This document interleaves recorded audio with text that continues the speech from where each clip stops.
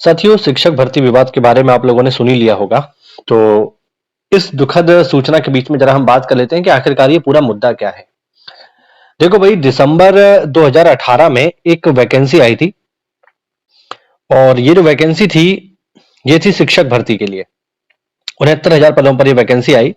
दिसंबर 2018 में 69,000 पदों के लिए नोटिफिकेशन आता है, जिसका पेपर जनवरी 2019 में, यानी बहुत जल्दी इसका पेपर जो है ये लोग करवा लेते हैं। मतलब इतनी जल्दी कि किसी ने उम्मीद भी नहीं की होगी कि दिसंबर में जो है वैकेंसी आएगी और जनवरी में पेपर हो जाएगा।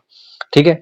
और बहुत तेजी से ही, यानी जून 2020 तक इन लोगों का रिजल्ट भी आ जाता है और फाइनली जो है इनको ज्वाइनिंग भी दे दी जाती है। अब जैसे ही ये वैकेंसी आई, वैसे ही कुछ विवाद प्रारंभ हो गए। कुछ विवाद जो है इसमें जुड़ गए। जैसे क्या? जो पहला महत्वपूर्ण विवाद जिसके लिए ये पूरा चला और कोर्ट गया, वो था ओबीसी रिजर्वेशन। जो सबसे पहली इंपॉर्टेंट चीज थी इसमें, जिसकी वजह से वैकेंसी कोर्ट गई, वो था ओबीसी रिजर्वेशन। रिजर्वेशन जो ओबीसी का था, उसकी वजह से मेनली ये भर्ती विवादों में आ गई। विवाद क्या था? तो भाई वो विवाद ये था कि जो ओबीसी कम्युनिटी के लोग थे, उनका कहना ये था, भाई हमारी कैटेगरी के जो लोग जनरल में जनरल के बराबर नंबर लेकर के आए हैं, उन लोगों को जनरल में नहीं भेजा गया है, बल्कि उन लोगों को ओबीसी कैटेगरी में ही रखा गया है, जो कि गलत है। एक्चुअल में नियम क्या होता है कि मान लो अगर आप ओबीसी कैटेगरी के हैं, लेकिन आपकी जो मेरिट है वो जनरल के बराबर चलेगी। मान लो जनरल की मेरिट, हम इमेजिन करते हैं कि मान लो जनरल की मेरिट 100 में गई 80, ठीक है, और किसी ओबीसी कैंडिडेट के नंबर है 82, तो फिर वो कैंडिडेट ओबीसी में नहीं रहा, फिर वो जनरल में काउंट होगा और उसकी जो सीट थी, जो ओबीसी वाली सीट थी, वो सीट जो है अब किसी दूसरे व्यक्ति को मिल जाएगी। क्योंकि ये जो ओबीसी वाला व्यक्ति था, ये चूंकि जनरल से ज्यादा नंबर लेकर के आ रहा है, जनरल की मेरिट में फाइट कर रहा है, तो अब जो है ये जनरल हो गया और ये ओबीसी की जो सीट, जो 82 वाला था, ये सीट किसी अन्य ओबीसी को दे दी जाएगी। ये नियम है, ठीक है, आरक्षण का यही नियम है, ऐसे ही चलता है। लेकिन अब होता क्या है भाई? अब होता है ये कि वैकेंसी जो है आती है और इसमें जो घोटाला हुआ वो ये हुआ कि जो ओबीसी लोग थे, ठीक है, इन ओबीसीज को, जिनके नंबर जनरल के बराबर थे या जनरल के ज्यादा थे, उनको जनरल कैटेगरी में भेजा ही नहीं गया, बल्कि उनको ओबीसी में ही रखा गया।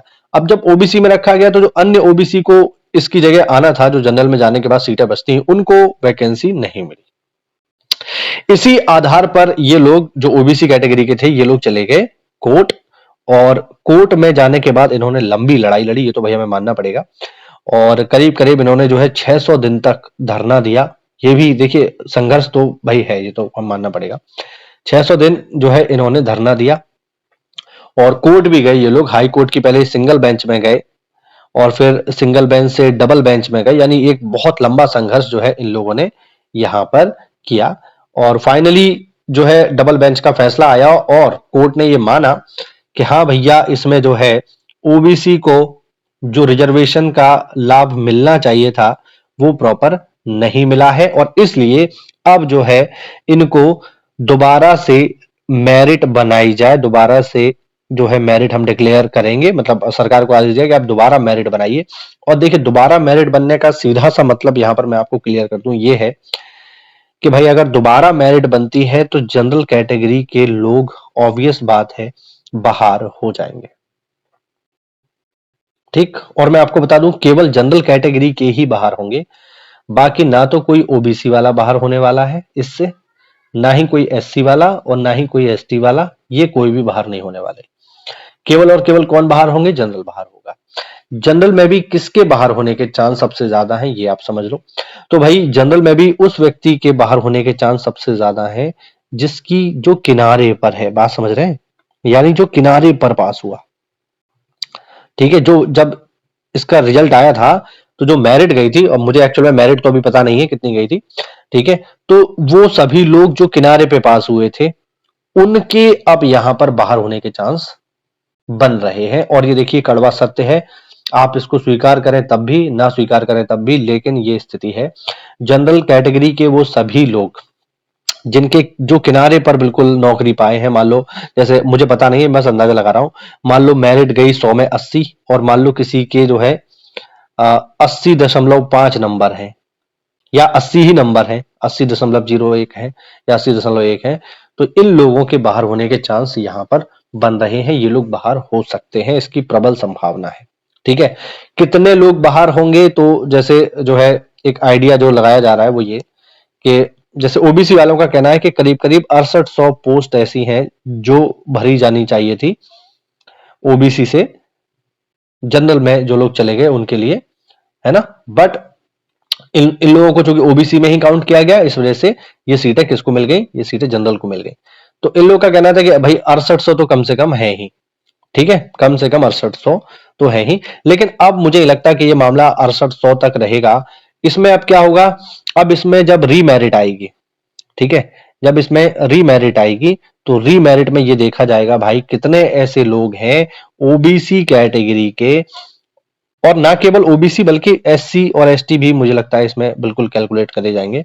तो ओबीसी और एसटी के ऐसे कितने लोग हैं जिनके नंबर जनरल में है, जनरल के बराबर हैं, या जो जनरल कैटेगरी में फाइट कर रहे हैं। तो ऐसे सभी ओबीसी, एससी और एसटी को भेज दिया जाएगा जनरल में, और उसके बाद जो सीटें खाली होंगी उनकी, अब इनको भेज दिया जाएगा तो ऑब्वियस बात है जो लोग इन सीटों पर लगे हुए हैं अब उनको बाहर यहां पर कर दिया जाएगा। तो भाई जिन लोगों की भी इसमें सिलेक्शन हुआ है और जो किनारे पर हैं भाई, जिनके नंबर बिल्कुल किनारे पर जो लोग सिलेक्ट हुए हैं, उनको अब अपनी मेरिट चेक करने की जरूरत है भाई कि आपकी मेरिट कितनी थी और आप कितने अंक से पास हुए हैं। अब देखो इसमें एक पक्ष ये भी है कि भाई जो लोग जॉब कर रहे हैं उनका क्या होगा। तो देखो कोर्ट ने ये कहा है कि इस सत्र में, ये जो सत्र चल रहा है, ठीक है, ये जो सत्र है जिसे हम कहेंगे चालू सत्र, तो ये जो चालू सत्र है जो अभी चल रहा है बच्चों का, इस सत्र में उनको बाहर नहीं निकाला जाएगा, लेकिन अगले सत्र में ये लोग बाहर हो जाएंगे, पक्का ये लोग हट जाएंगे, क्योंकि कोर्ट का कहना है कि भाई अभी इनको बीच में बाहर करेंगे तो लोगों का नुकसान होगा, लोगों का मतलब विद्यार्थियों का जो पढ़ रहे हैं। तो अगले सत्र तक इनको बाहर कर दिया जाएगा। अब यहां पर यह भी सवाल उठता है कि भाई मान लो कि जनरल कैटेगरी का है, जो मान लो 4 साल से जॉब कर रहा था, अब वो बाहर हो रहा है, तो उसमें उसकी क्या गलती। तो देखो यार गलती तो इसमें देखो किसी की नहीं है, ना जनरल वालों की कोई गलती है डायरेक्टली, ना ओबीसी की गलती है। गलती है ये सरकार की, सीधी सी बात है, सरकार का फेलियर है ये। डायरेक्टली मैं सीधी बात यही कहूंगा, सरकार का फेलियर इसलिए है कि भाई आपने, अगर ये लोग एलिजिबल नहीं थे, जनरल वाले एलिजिबल नहीं थे, तो जॉब आपने दी क्यों, पहला सवाल तो ये उठता है। और जब आपने जॉब दे दी तो अब आपने जब बाहर करेंगे तो इनमें से कुछ लोग, ऑब्वियस बात है कि इनमें से कुछ लोग जो भी बाहर होंगे वो सुप्रीम कोर्ट भी जाएंगे, सीधी बात है, और उनका हक है भाई, ये भी उनका हक है भाई, है ना, उन्हें कोई रोक थोड़ी सकता है कि आप सुप्रीम कोर्ट नहीं जाओगे, बिल्कुल वो जा सकते हैं। तो ये लोग सुप्रीम कोर्ट भी जाएंगे और वहां पर जाकर के अपील करेंगे, तो ये केस देखिए अभी केवल हाई कोर्ट तक सीमित नहीं रहेगा, ये लोग सुप्रीम कोर्ट में भी जाएंगे। ठीक है, तो सुप्रीम कोर्ट में जाकर के दो चीजें हो सकती हैं कि या तो ये लोग स्टे ले आएंगे, तो फिर क्या होगा कि जैसी जॉब चल रही है वैसी चलती रहेगी, लेकिन सुप्रीम कोर्ट के अगले आदेश तक जो है इनको रोक दिया जाएगा, कुल मिला के इनकी जॉब नहीं जाएगी अगर ये लोग सुप्रीम कोर्ट चले जाते हैं तो।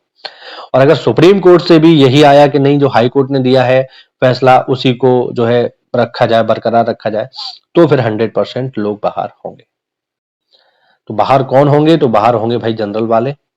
जनरल वाले कौन, वे सभी लोग जिनके अंक मेरिट के बिल्कुल करीब हैं, वो सभी लोग बाहर हो जाएंगे। तो ये आप समझ लो कि यूपी में भाई अगर कोई नौकरी लेनी है तो मेरिट से कम 10-12 नंबर आप ज्यादा लेकर के चलो, तब आप सुरक्षित हो, वरना कभी भी कोई भी भैया आकर के कोर्ट जाएगा और आपकी नौकरी खा जाएगा।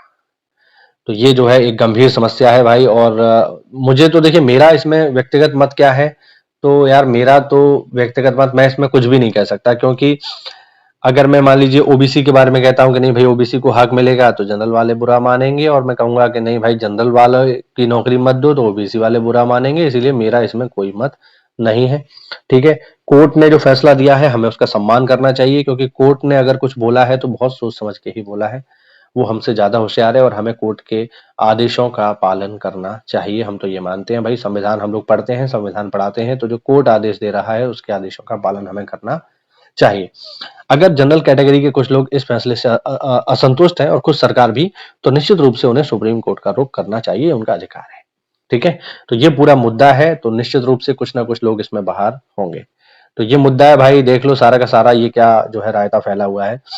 लेकिन हाँ, इसमें गलती देखिए सरकार की ज़्यादा है, क्योंकि सरकार की जो है ये पूरी जो है सिस्टम फेलियर है कि भाई आप पहले लोगों को नौकरी देते नहीं हो और फिर देते भी हो तो उनकी नौकरी छीन लेते हो, तो बहुत ही खराब स्थिति है भाई। इसमें क्या ही किया जा सकता है, उत्तर प्रदेश है, यहाँ सब ऐसे ही चलता है। अभी कुछ दिन पहले जज जो थे, उनके लिए जो है दोबारा से आया है, 5 जज जो है दोबारा अभी जो है, जो मुद्दा चल रहा था ना, जो यूपीपीएससी में मुद्दा चल रहा था, ठीक है, जो यूपीपीएससी में मुद्दा चल रहा था, उसका भी जो आया है कि जो है 5 जज नए सेलेक्ट हो रहे हैं भाई। अब जो 5 जज नए सेलेक्ट होंगे तो पुराने जजों को बाहर किया जाएगा, तो ये लोग भी हंगामा काटेंगे भाई। उत्तर प्रदेश है, ये सारी चीजें यहाँ पर चलती रहती हैं। तो बहुत ही देखिए, अब कुछ लोगों के लिए अच्छी खबर भी हो सकती है भैया, जिनको नौकरी मिलेगी उनके लिए बढ़िया है, और जिनकी नौकरी जाएगी उनके लिए खराब है। तो इसमें कुछ भी कहा नहीं जा सकता, बहुत ही मिली-जुली प्रतिक्रिया है ये, अच्छी और खराब दोनों ही खबरें हैं, किसी के लिए अच्छी, किसी के लिए खराब। आप लोग मुझे कमेंट करके बताओ कि आपकी राय इस मुद्दे पर क्या है? आप इसके बारे में क्या सोचते हैं कि क्या ये सही हुआ है या गलत हुआ है? सही हुआ है तो क्यों सही हुआ है, और गलत है तो क्यों गलत है? मैं आपके कमेंट का रिप्लाई ज़रूर करूँगा। मिलते हैं अगली क्लास में, तब तक के लिए जय हिंद, जय भारत, वंदे मातरम।